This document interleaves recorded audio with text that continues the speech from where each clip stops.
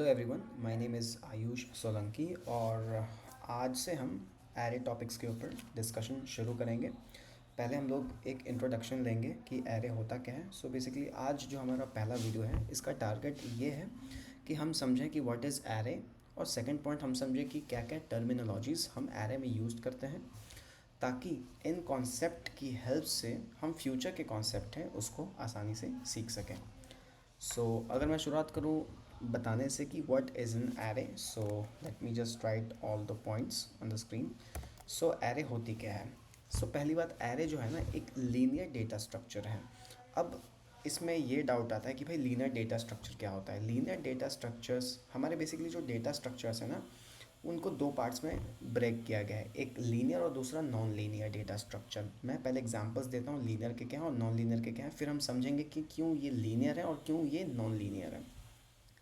Linear data structure का सबसे पहला एग्जांपल है हमारा arrays, string, link list, stack, Q and D Q. ये जो हमारे सारे ना लीनियर डेटा स्ट्रक्चर्स हैं। अगर मैं नॉन लीनियर डेटा स्ट्रक्चर्स की बात करूँ तो वो हमारे पास आ जाते हैं ट्री, ग्राफ, ये सारे हमारे नॉन लीनियर डेटा स्ट्रक्चर से, इवन हीप। हम इन कॉन्सेप्ट्स को अब समझते हैं कि हमने जो एरेज, लिंक लिस्ट, ये सब जो नाम दिया ये हमारे लीनियर क्यों है। लीनियर का रीज़न ये है क्योंकि ये एक दूसरे को, मान लीजिए कोई भी पर्टिकुलर एलिमेंट है तो ये जो एलिमेंट है वो अपने प्रीवियस और नेक्स्ट से एक लीनियर फैशन में कनेक्टेड है, इसलिए हम लोग इसको लीनियर डेटा स्ट्रक्चर बोलते हैं। जबकि जो नॉन लीनियर डेटा स्ट्रक्चर है वो हमारा एक hierarchy kind of structure follow करता है। जैसे कि आपने ट्री का एग्जांपल, ट्री देखा होगा, ट्री डेटा स्ट्रक्चर। अगर नहीं सुना होगा तो कोई दिक्कत नहीं, हम इसको आगे भी डिस्कस करेंगे। बट जो हमारा ट्री डेटा स्ट्रक्चर होता है ये उसी तरह का एक हायरार्की स्ट्रक्चर फॉलो करता है। अगर मैं ग्राफ की भी बात कर लूँ तो ये सारे नॉन लीनियर डेटा स्ट्रक्चर्स हैं। जो लीनियर डेटा स्ट्रक्चर्स होते हैं ना वो हमेशा एक सिंगल लेवल होते हैं, सिंपल एक सिंगल लेवल होता है। जबकि नॉन लीनियर डेटा स्ट्रक्चर्स उसमें मल्टीपल लेवल्स होते हैं। अगर आप थोड़ी सी इमेजिन करें इसको, ट्री को या फिर ग्राफ को, तो हमें समझ में आएगा कि उनमें कैसे मल्टीपल लेवल्स होते हैं, एक के नीचे एक के नीचे एक hierarchy kind of structure follow होती है। जबकि लीनियर में हमारा, जैसे कि एरे स्ट्रिंग में, सिंपल एक सिंगल लेवल होता है। आई होप आपको समझ में आया होगा कि लीनियर डेटा स्ट्रक्चर क्या होता है। इसी में एक हमारा डेटा स्ट्रक्चर है एरे। एरे क्या है? एक लीनियर डेटा स्ट्रक्चर है। ठीक है, ये सबसे पहला पॉइंट मैं यहाँ पे लिख देता हूँ कि व्हाट इज एन एरे है क्या। सबसे पहला example, array is a linear data structure. I hope you got to know कि लीनियर डेटा स्ट्रक्चर क्या होता है। ठीक है, अब एरे के जो दूसरा पॉइंट है वो ये है कि एरे होता क्या है। बेसिकली जो एरे है इज़ अ, एक second, let me comment this.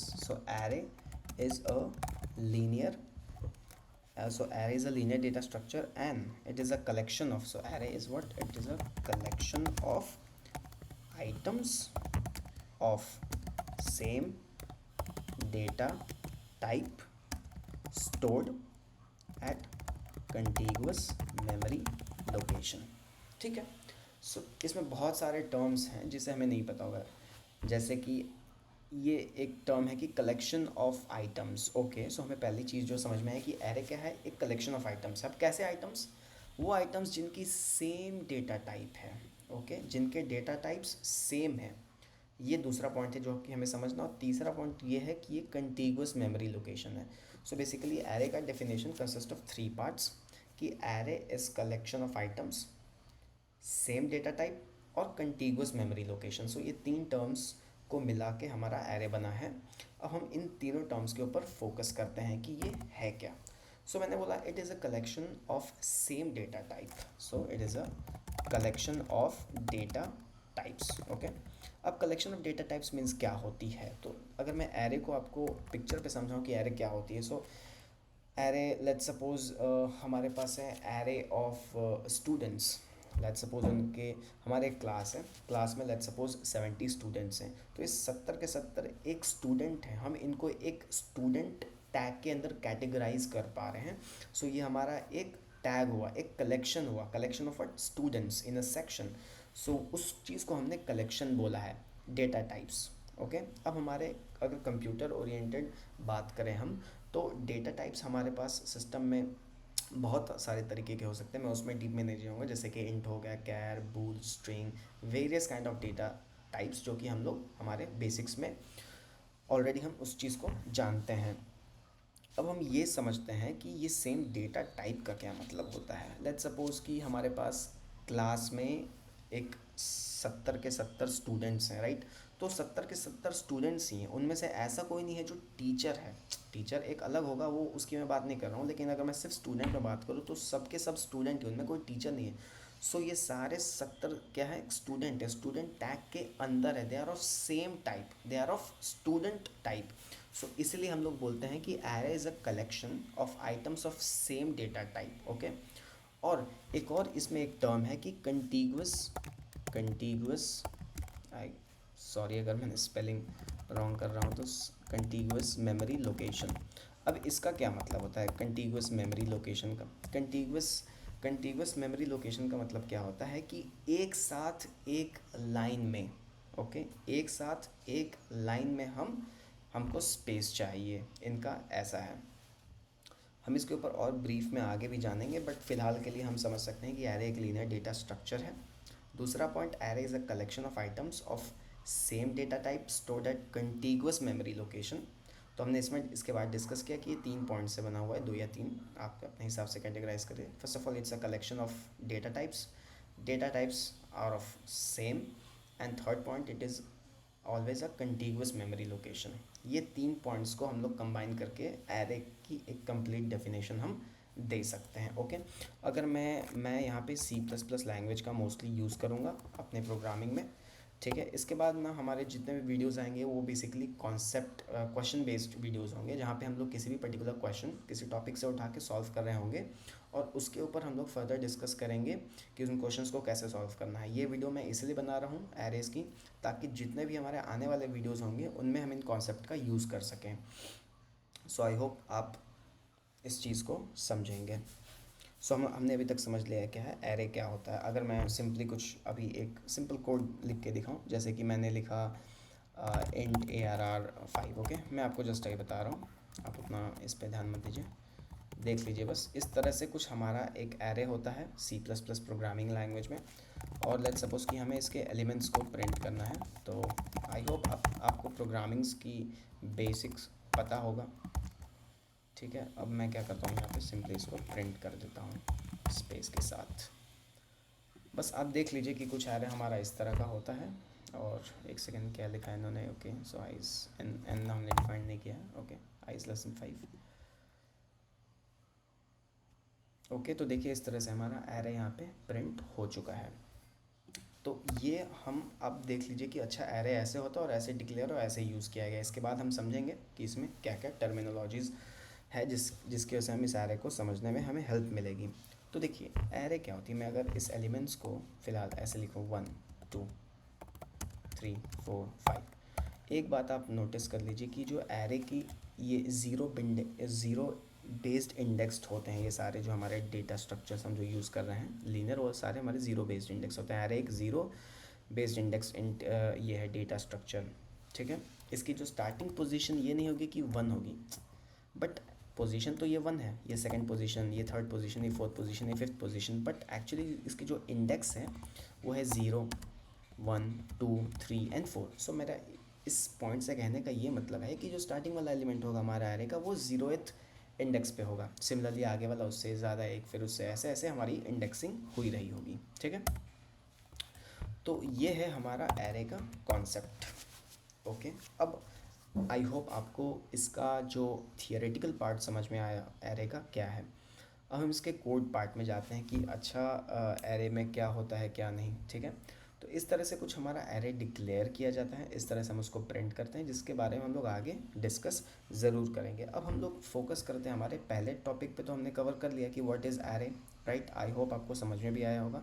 अब जो दूसरा पार्ट जो हमें कवर करना है ना, वो है टर्मिनोलॉजीज़ यूज्ड इन एरे, मतलब क्या क्या टर्म्स यूज़ करता है। आपने कई बार देखा होगा ना कि कोई चीज़ हम समझने की शुरुआत करते हैं तो उसमें बहुत सारे टर्म रहते हैं जिसको हमें समझना पड़ता है, ताकि जो भी हमारा फ्यूचर में जो भी उससे रिलेटेड चीज़ें आए हम उनको ईजिली समझ सकें। तो terms are very important in an array.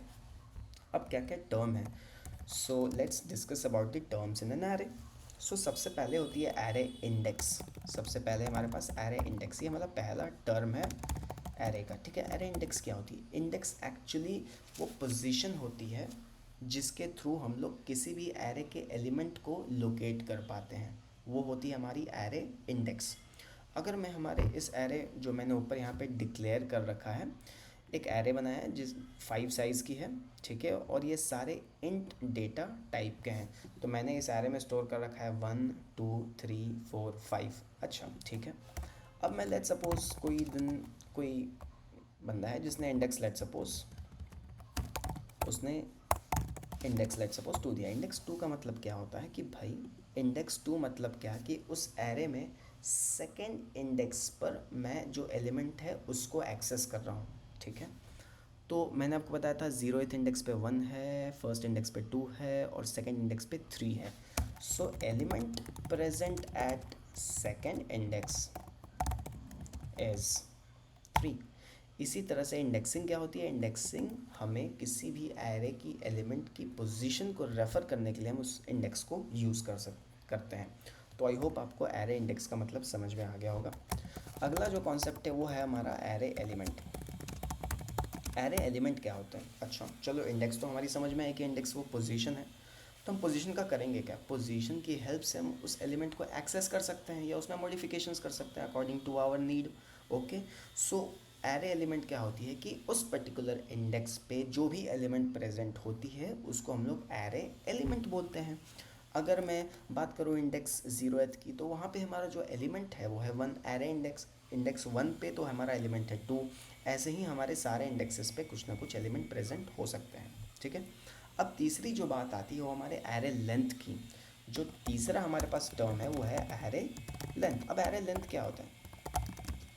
Array length क्या होता है? एरे लेंथ बेसिकली हमारा बताया जाता है कि हमारा जो एरे है, ऑफ कोर्स हमने उसको कुछ मेमोरी में लोकेशन दे रखा है, तो उसमें हमने कुछ एलिमेंट्स को हमें रखना है जिसका डेटा टाइप हमने इंट, कैर, बूल जो भी दिया होगा।